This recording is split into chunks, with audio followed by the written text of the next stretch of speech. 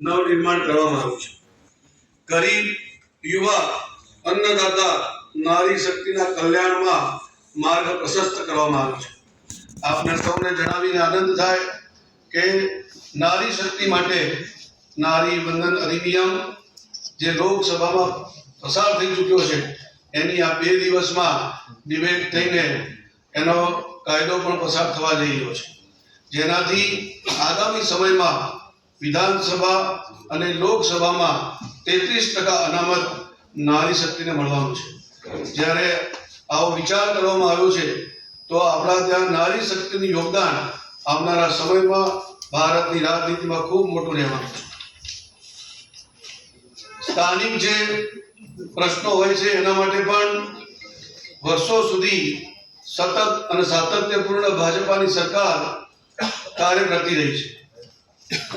જેમ કે સૌથી અગત્યનો મુદ્દો સ્થાનિક સ્વરાજ્યમાં હોય તો પીવાના પાણીનો હોય છે. જળ એ જ જીવન છે આપણે કહીએ છીએ, પરંતુ જેમ જેમ જનસંખ્યા વધતી જતી હોય છે તેમ તેમ એના ક્ષમતામાં પણ વધારો કરવો બહુ આવશ્યક થઈ જતો હોય છે. પાણી માટે વધતી જનસંખ્યાને ધ્યાનમાં રાખીને આવનારા દશકમાં 200 થી 250 ml ની વધારાનું પાણી અન્ય સ્ત્રોતોથી મળી રહે એ પ્રકારનું આયોજન વિચારવામાં આવ્યું છે. ફાજલપુર હોય, અનગઢ હોય, રાયકા ધોળકા મુકામે નવીન આયોજન દ્વારા શહેરીજનોને પાણીના પ્રેશર સાથે પાણી પૂરતા પ્રમાણમાં મળી રહે એનું આયોજન કરવામાં આવ્યું છે. હાલમાં 590 ml રોજે રોજનો વપરાશ થઈ રહ્યો છે, પરંતુ જે આગામી સમયમાં જનસંખ્યા વધશે અને જરૂરિયાત પણ વધશે એને ધ્યાનમાં રાખીને આવા પાણી માટેના આયોજનો કરવામાં આવે છે. એ જ પ્રમાણે ડ્રેનેજમાં પણ આવનારા સમયમાં અટલાદરા, કપુરાઈ અને છાણી ચકાતનાકાના છાણીના જૂના એસટીપી નવીન બનાવવાનું આયોજન છે. એ જ પ્રમાણે કેટલાક એસટીપી અત્યારે પ્રગતિ હેઠળ છે.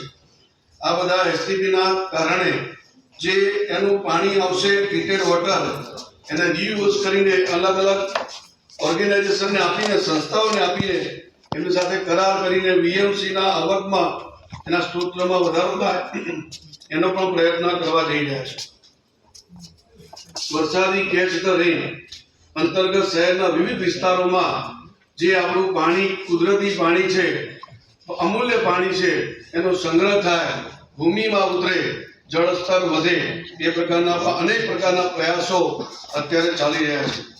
ગત વર્ષે 100 દિવસમાં એક ઐતિહાસિક કામગીરી વિશ્વામિત્રી નદીમાં જે પ્રકારે એની વહન ક્ષમતા વધારવા માટે કરવામાં આવી છે, જેના કારણે 1500 ક્યુમેક પાણી વધુ વહન થાય એ પ્રકારની વ્યવસ્થા થઈ અને કુલ મળીને 7 થી 8 ફૂટ જળસ્તર વધારે વહન કરી શકે એ પ્રકારની વ્યવસ્થા વડોદરા મહાનગરપાલિકા દ્વારા કરવામાં આવી છે. રોડ બ્રિજમાં પણ આવનારા સમયમાં જે મિલિંગ કરીને પદ્ધતિ, જે નવી ટેકનોલોજી છે એ મિલિંગ પદ્ધતિથી રોડને બનાવવામાં આવે. નવા બનાવવાના હોય ત્યારે પણ આ પદ્ધતિનો ઉપયોગ કરવામાં આવે, જેથી એક બાદ એક જે રોડના લેયર થાય છે અને વિસ્તારો નીચે થઈ જતા હોય છે એ ના થાય એના માટે પણ ટેકનોલોજીનો ઉપયોગ કરીને રોડ પૂરો તોડીને નવેસરથી બનાવવામાં આવે એ પણ આયોજન ગત વર્ષથી શરૂ થઈ ગયું છે અને આગામી સમયમાં એનો વ્યાપ વધે એના પ્રયાસો છે. એ પ્રમાણે ઘણા બ્રિજોનું આયોજન અત્યારે પ્રગતિમાં છે. આપ સૌ લોકો નાગરિકો જોઈ શકીએ છીએ કે પછી સમા તળાવ પાસેનો બ્રિજ હોય કે આ રિંગ રોડ ઉપરના બ્રિજ બની રહ્યા હોય કે અનેક જગ્યા આ પ્રકારના કામો ચાલી રહ્યા છે. સાથે સાથે આગામી સમયમાં અલકાપુરી ગરનાળા ઉપર પણ નવો બ્રિજ બને એનું પણ આયોજન છે. એ જ પ્રમાણે એરપોર્ટ સર્કલ ખાતે પણ વાહનની ટ્રાફિકની ખૂબ સમસ્યા છે, તો એરપોર્ટ સર્કલ પર નવો બ્રિજ બને એની પણ આયોજન વિચારવામાં આવેલું છે. એ પ્રમાણે યુટિલિટી કોરિડોર આપ સૌને ધ્યાનમાં હશે કે વાયરિંગ જે ઇલેક્ટ્રિસિટીના હોય કે અનેક પ્રકારના વાયર, કેબલ એ ઉપરથી જઈ રહ્યા છે. એ પણ ધીમે ધીમે યુટિલિટી કોરિડોર પણ બને અને કોઈ એક જગ્યા પર બને.